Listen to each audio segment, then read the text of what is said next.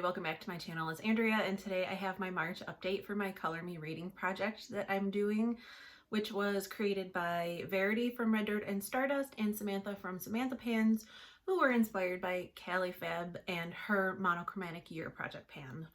So I'm going to have all of their channels linked down below. The idea is every month there is a color that corresponds to that month. And then you read as many books as you can that incorporate that color in some way. It could be the cover, like even the tiniest detail, cover corresponds to that color.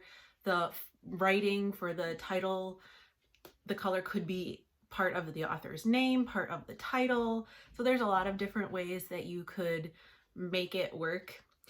So for March, the color was blue, and out of the giant stack of blue books that I was pulling from, I did manage to read 4, so that brings my book total for the year up to 8, which is really good. I'm really happy with that. So I'm gonna go through the 4 that I read, and then I will go through my TBR pile for April, and that will be my update. So the first book that I read was this one by Kelsey Oside, the What We See in the Stars, an illustrated tour of the night sky. It's kind of a cheater book because this book, I mean, there's a lot of information in it as far as like identifying all of the constellations and things like that. But here, I'll just show you a random page. I mean, it's definitely, I feel, probably geared more towards like later elementary school or middle school kids. So I didn't end up like reading this with my kids because they wouldn't have understood anything.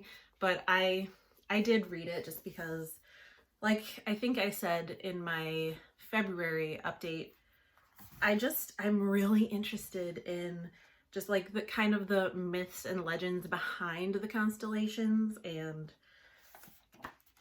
I mean, there's not much more to say about it. It doesn't go like super in depth, but it does name and like kind of go over every constellation in the sky. And then she goes through a couple other, like she goes through the planets and a couple other of like space related phenomena.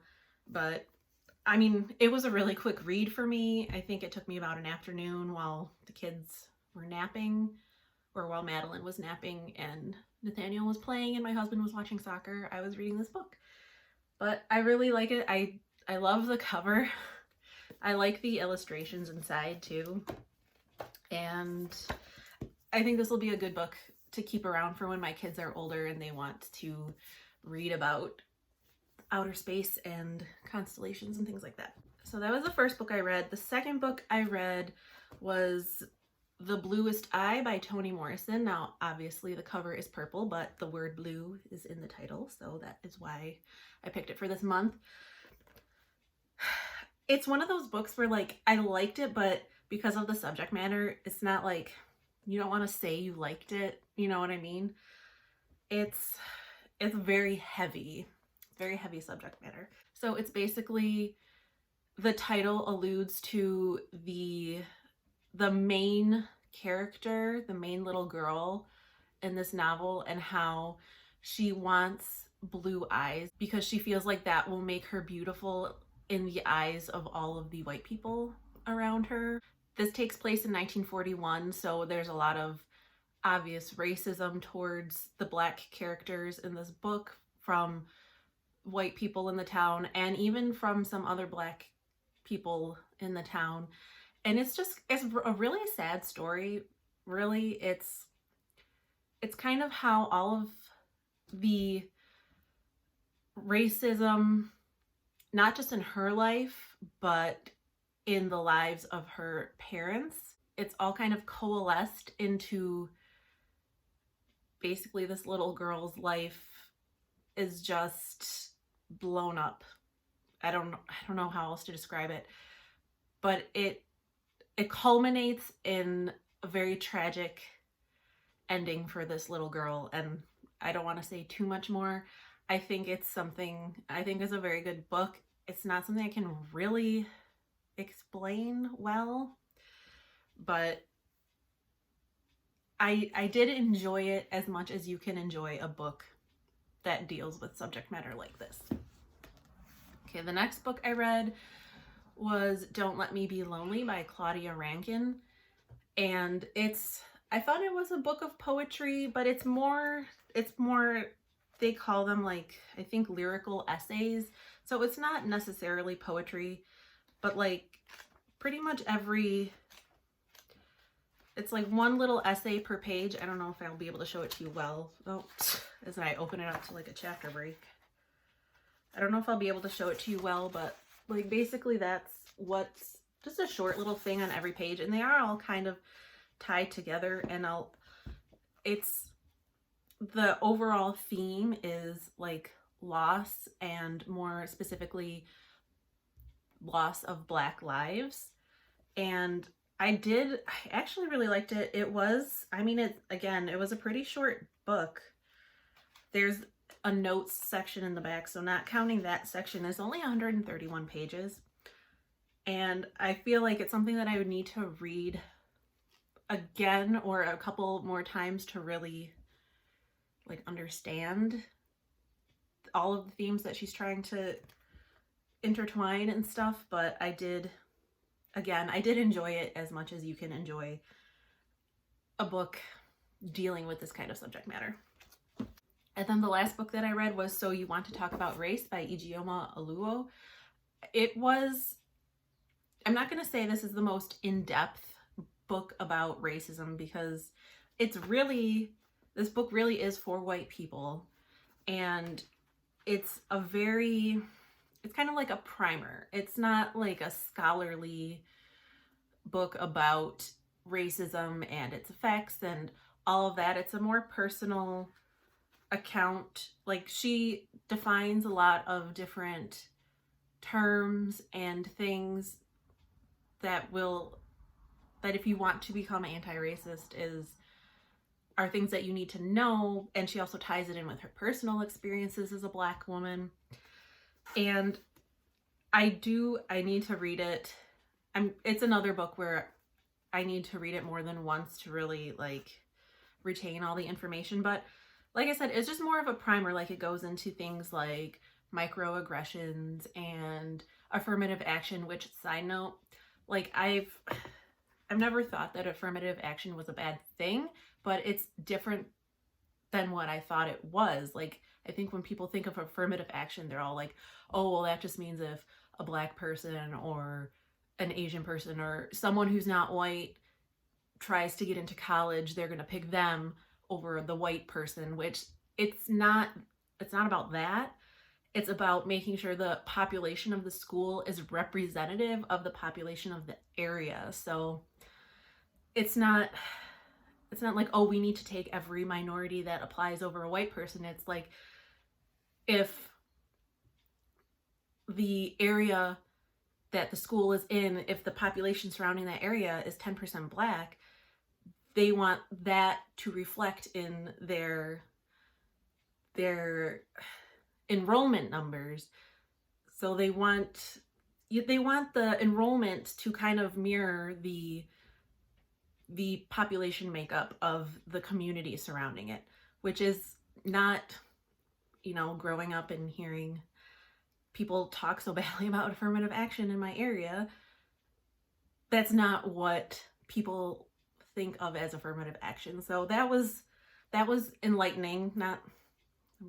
I'm like, I don't want to be like, I'm not one of those white people, but like I said, I never thought affirmative action was a bad thing. It's just, it was also what I thought it was is not what it was. So there's good information to be had in this, and I think it's a good book to read. So I'm going to leave it at that. I'm going to go over very quickly my TBR for April, which the color for April is yellow. The first one I'm not really going to count because I've already read it, but it is The Yellow Wallpaper and Other Stories by Charlotte Perkins Gilliman. And The Yellow Wallpaper is probably like my absolute favorite short story of all time. I'll look it up. I don't think you can find the story online for free. I think it's still under copyright, but this little book, I don't know where I found it, but this is only like $2.50 according to the back. And the Yellow Wallpaper is just, it's my favorite short story. It's kind of creepy. It's very feminist, which I enjoy. And I think there was even a movie made out of it recently. I don't know about recently, but I'm gonna look that up before my next update as well. And if there is, I'll try to watch it because it's a short story. It's really good and I want to read it again. And then next, I have The Girl with the Dragon Tattoo by Stieg Larsson. I've had this book sitting around on my bookshelf forever. My husband has seen the movie and he said there were some not so good things with animals in it. So I don't know.